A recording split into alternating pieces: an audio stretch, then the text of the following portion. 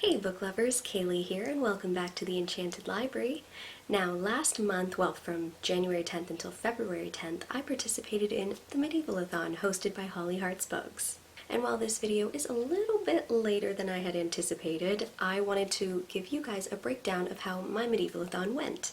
And if you did miss my TBR video for that, I will link it up above my head somewhere because that goes over the prompts, everything like that. But a little TLDR is this year's Medieval-a-thon is based around jobs, basically, so professions within the medieval world. And the profession that I chose is seamstress / tailor. So all of the books from my TBR were based on prompts that fit that category. So in this video I'm going to run down those books, give my brief thoughts, and let you know where I landed on the chart. So without further ado, let's get into the books.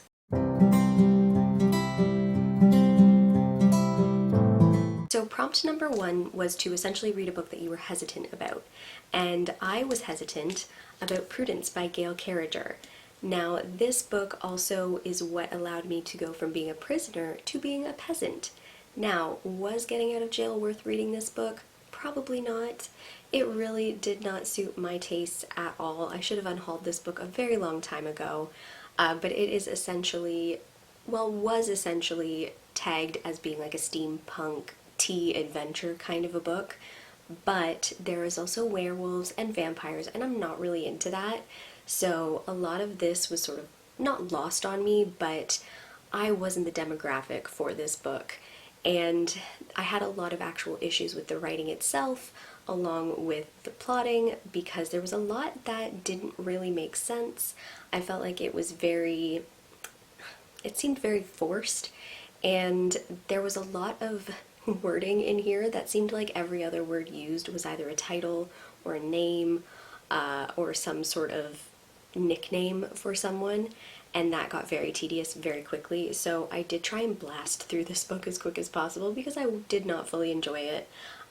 If werewolves and vampires in an alternate universe, Victorian England sort of a place with a dirigible that tries to be steampunk but really isn't, is sort of up your alley, then maybe you will like this. I do know that there are a lot of people who love this book, just wasn't really for me, but this fulfilled prompt number one and got my character out of prison, and I am now a peasant as of reading this. The next book was to read the first book in a series, and this was also the book that made me from a peasant to a noble, or no, to a squire, sorry. And that book was The Duke and I by Julia Quinn.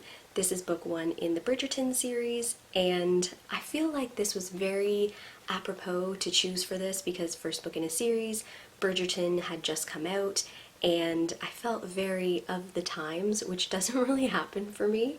But this book, I actually did do a whole video going over my thoughts on this with my Netflix Made Me Read It series, so I will again link that up above my head somewhere so you can get a full rundown of my thoughts.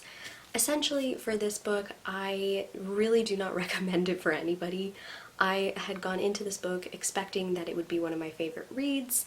Even leading up to it, I got about halfway through and I was like, this book is amazing. But then at about the halfway mark, things just went downhill and there was just issue after issue after issue after issue. And while I think I rated this about a 3 on Goodreads, it's still not one that I would recommend because of all of the plot issues that I found and the writing issues. But Julia Quinn sure knows how to write familial relationships, and that was my favorite part of this entire book. So again, if you want my full thoughts, check out the Netflix Made Me Read It video. Beware, you probably won't like a lot of what I have to say if you are a lover of this series.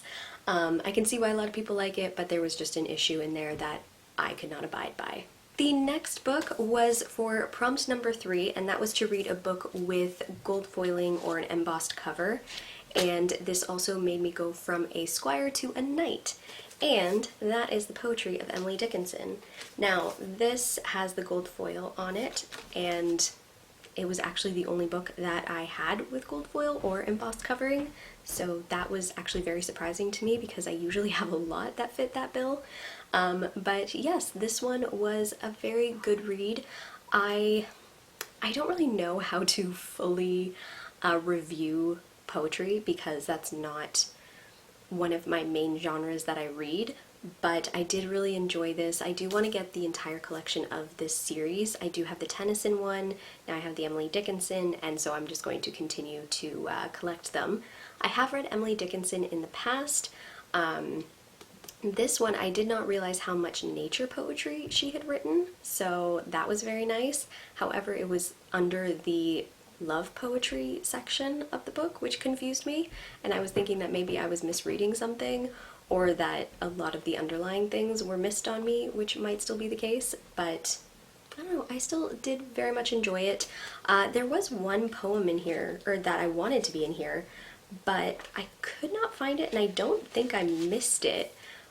But correct me if I'm wrong, she, like, Emily Dickinson wrote Hope is the Thing with Feathers, right? Because it wasn't in here, but still did enjoy.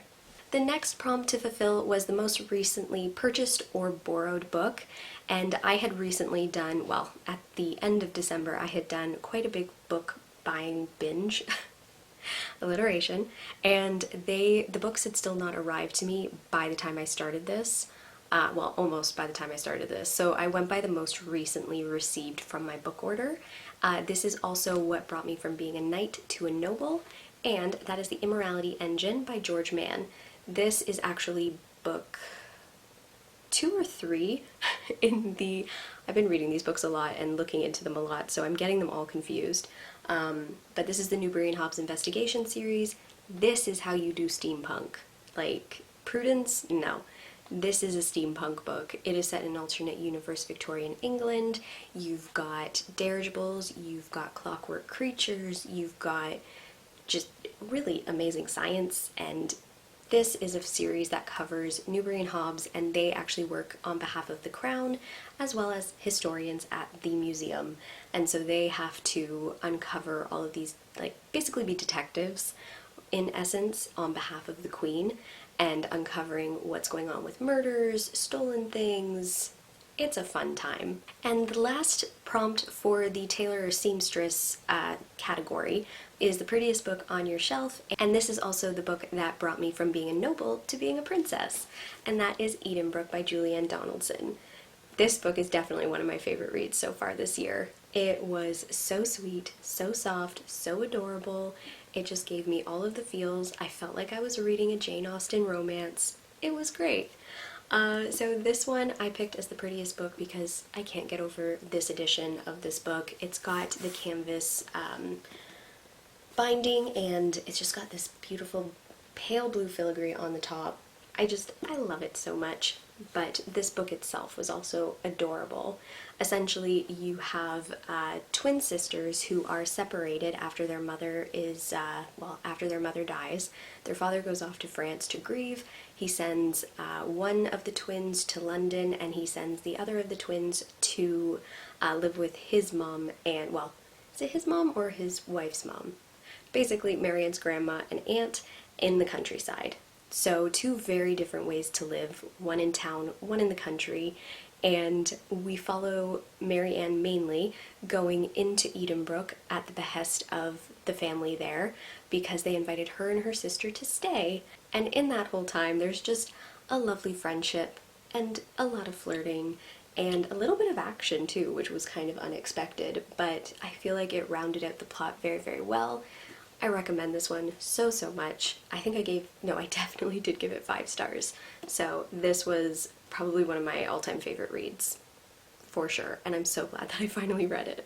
The book that brought me from being a princess to a queen was Shadowmarch by Tad Williams. This is actually a book that has been on my shelves for countless years. Like, I don't even remember when I fully got this book, so it's probably the book that's been on my shelf the longest, and I finally read it.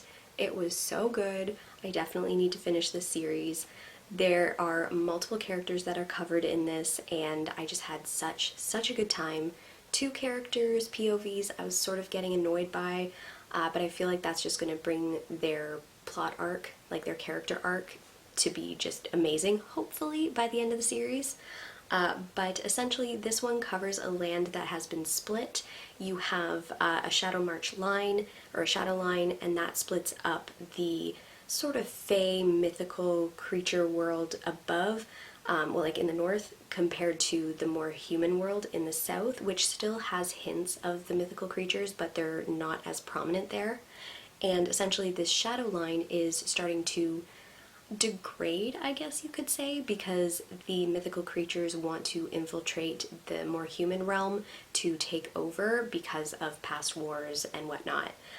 So this one covers mainly the twins, Bryony and Barrick, and they are the siblings, the children of the king of this land who is actually held prisoner. And so they have to rule their land and make all the decisions, and it's a lot to put on them because they're only like 16.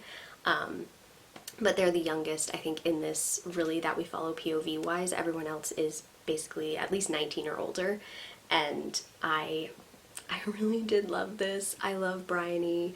There's a number of characters in here that I really like, but the end of this book was just, there's so much that's going to happen in this series, and it's going to be an amazing adventure, and I'm so excited.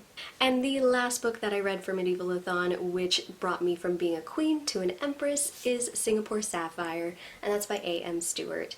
This is book 1 in the Harriet Gordon mystery series, and it is set in Singapore, as the title suggests, and it follows a woman who had lost her husband and her child, and she ends up going to Singapore to live with her brother because she has, not really a scandal, but she has a history in London and elsewhere that would prevent her from having a well-paying job.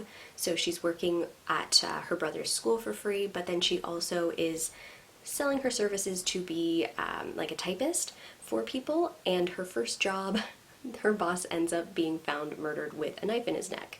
So she gets thrust into the entire detective case. She meets Detective Curran, and together they have to uncover what's going on. And it is just the first book in this series, and it's based in the 1920s? No, 1910, close-ish. So 1910, and this is an area of the world and a genre that I'm still sort of learning about. I definitely don't read from Singapore. This is the first book about that. But as a mystery series, this is something that I'm sort of just delving into this year. Well, last year, I should say. So I'm still finding my niche of mystery, but this one was so much fun, and I'm definitely continuing the series. I'm actually reading book 2 right now, and I am enjoying it pretty well. Alright, so those are all of the books that I read for Medieval-a-thon. I could have counted more towards it, but once I hit Empress status, I figured that was enough. So lots of books read. I have officially become the best seamstress in the land, and I'm an Empress. So, I mean, from rags to riches story, I would say so. But be sure to like this video and subscribe to my channel for more content. Also, click that bell notification icon so then that way you know anytime I post new videos, because sometimes it can be sporadic. And I guess until next time, keep reading.